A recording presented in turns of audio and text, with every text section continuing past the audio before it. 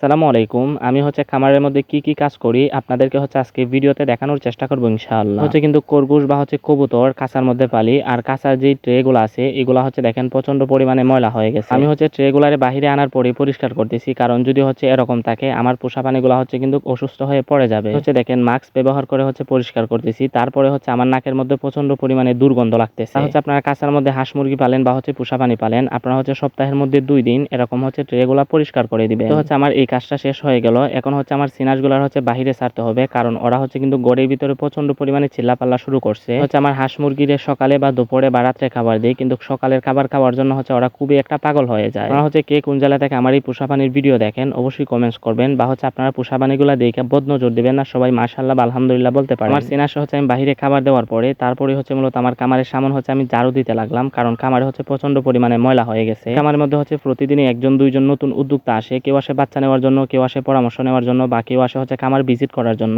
খামারে আসার পরে দেখবে পরিবেশ সুন্দর বা দেখতে ভালো লাগে, মাশাআল্লাহ ওনাদের মনটা ভরে যাবে, বা আমার পোষা প্রাণীগুলো সবল সুস্থ থাকবে। খামারের সামনটা ঝাড়ু দিয়ে ফেললাম। যদি আপনার ভিডিওতে অল্প সময় দেখেন, মূলত কাজ করতে আমার অনেক সময় লাগছে। যখন খামারে কাজ করছিলাম আমার ছোট বোন এসে বলছিল খামারের গাছের বেগুন পারতে, আজকে নাকি ঘরের মধ্যে বেগুনের তরকারি রান্না করবে। খামারের সামনে আমি বিভিন্ন ধরনের সবজি চাষ করি, যেমন বেগুন, তারপর পেঁপে বা বিভিন্ন শাকসবজি, মূলত পরিবারের চাহিদাটা মেটানোর জন্য। শেষে আপনাদের উদ্দেশ্যে একটা কথা বলি, জানি না কয়জন আমার ভিডিও শেষ পর্যন্ত দেখছেন। ভাই আপনি ব্যবসা বাণিজ্য করেন কিন্তু হালাল করবেন, আল্লাহ তাআলা আপনার হালাল জিনিসে বরকত দিবেন।